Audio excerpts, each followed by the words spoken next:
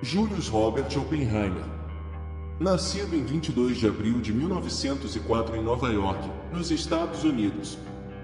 Físico teórico americano e administrador de ciências conhecido como diretor do Laboratório de Los Alamos de 1943 a 1945 durante o desenvolvimento da bomba atômica e como diretor do Instituto de Estudos Avançados de Princeton de 1947 a 1966. Acusações de deslealdade levaram a uma audiência do governo que resultou na perda de sua habilitação de segurança e de sua posição como conselheiro dos mais altos escalões do governo dos Estados Unidos. Oppenheimer era filho de um imigrante alemão e fez fortuna importando tecidos na cidade de Nova York.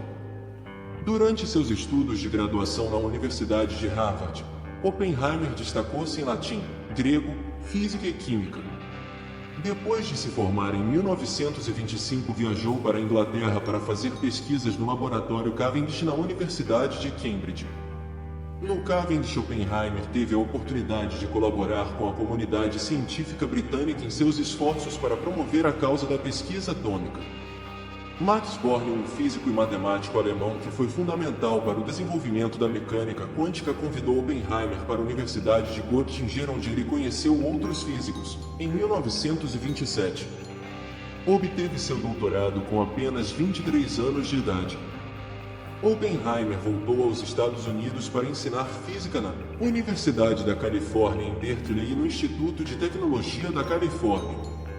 A pesquisa inicial de Oppenheimer foi dedicada em particular aos processos de energia de partículas subatômicas, incluindo elétrons, pósitrons e raios cósmicos.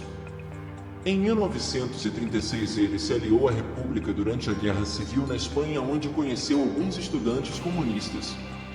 Após a invasão da Polônia pela Alemanha em 1939, os físicos Albert Einstein, Leo Szilard e Eugene Wigner alertou o governo dos Estados Unidos sobre o perigo que ameaçava toda a humanidade se os alemães fossem os primeiros a fabricar a bomba nuclear.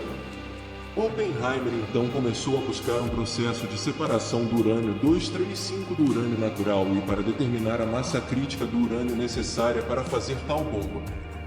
Em agosto de 1942, o Exército dos Estados Unidos recebeu a responsabilidade de organizar os esforços de físicos britânicos e norte-americanos para buscar uma maneira de aproveitar a energia nuclear para fins militares, um esforço que ficou conhecido como Projeto Manhattan.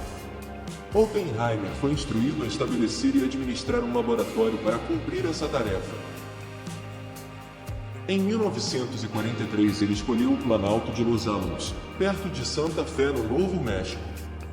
Por razões que não foram esclarecidas, Oppenheimer em 1942 iniciou algumas discussões com agentes de segurança militar que culminaram com a insinuação de que alguns de seus amigos e conhecidos eram agentes do governo soviético.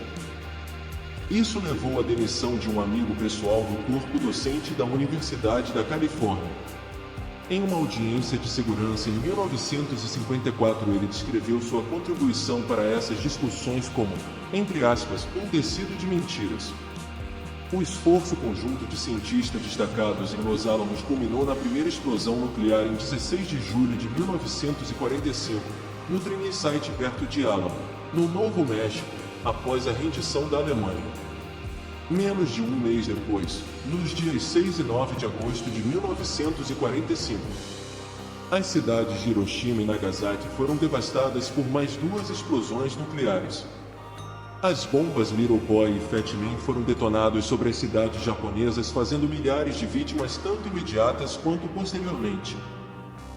Nessa mesma época, Oppenheimer viu que a criação que tanto tinha se esforçado, juntamente com outros cientistas, tinha ceifado centenas de milhares de vidas inocentes e a partir daí, de acordo com relatos de outras pessoas, Oppenheimer se tornou aparentemente arrependido, tendo sido visto por várias vezes falando sobre remorso. Em outubro do mesmo ano, Oppenheimer renunciou seu cargo de diretor do laboratório de Los Alamos. Em 1947, tornou-se chefe do Instituto de Estudos Avançados e serviu desse mesmo ano até 1952 como presidente do Comitê Consultivo Geral da Comissão de Energia Atômica, que em outubro de 1949 se opôs ao desenvolvimento da bomba de hidrogênio. Em 21 de dezembro de 1953, Oppenheimer foi notificado de um relatório de segurança militar desfavorável a ele e foi acusado de ter se associado a comunistas no passado, de atrasar a nomeação de agentes soviéticos e de se opor à construção da bomba de hidrogênio. Uma audiência de segurança declarou Oppenheimer inocente de traição, mas decidiu que ele não deveria ter acesso aos segredos militares. Como resultado, seu contrato como consultor da Comissão de Energia Atômica foi cancelado. A Federação de Cientistas Americanos imediatamente veio em sua defesa com o protesto contra o julgamento. Oppenheimer tornou-se o símbolo mundial do cientista que, ao tentar resolver problemas morais que surgem da descoberta científica, torna-se vítima de uma caça às bruxas. Ele passou os últimos anos de sua vida elaborando ideias sobre a relação entre a ciência e a sociedade. Em 1963, o presidente Lyndon B. Johnson presenteou Oppenheimer com o Prêmio Enrico Fermi da Comissão de Energia Atômica. Oppenheimer se aposentou do Instituto de Estudos Avançados em 1966 e morreu de câncer na garganta no ano seguinte, em 1967. Em 1968, surgiu o Tratado de Não Proliferação de Armas Nucleares, criado justamente para garantir o desarmamento nuclear. O tratado foi assinado por 189 países, mas a possibilidade de uma guerra nuclear nunca deixou de existir. O desarmamento nuclear ainda é uma questão relevante em nosso tempo, e apesar da estratégia de destruição mútua assegurada parecer fazer sentido em alguns pontos, ela não garante, de fato, que ataques racionais e extremamente planejados não possam ser eventualmente realizados. Embora muitos detalhes já fossem conhecidos, um material recém-lançado reforçou as afirmações de lealdade de Oppenheimer e a percepção de que um cientista brilhante havia sido derrubado por um coquetel burocrático de ciúme profissional e macartismo. Essa foi uma biografia resumida da história de Oppenheimer e da criação da bomba atômica. E se esse conteúdo foi útil, deixe seu like e se inscreva no canal para o YouTube entender que esse canal é relevante e informativo. Muito obrigado por assistir e até o próximo vídeo. He knew the world would not be the same. Few people laughed. Few people cried. Most people were silent. I remembered the line from the Hindu scripture, the Bhagavad Gita. Vishnu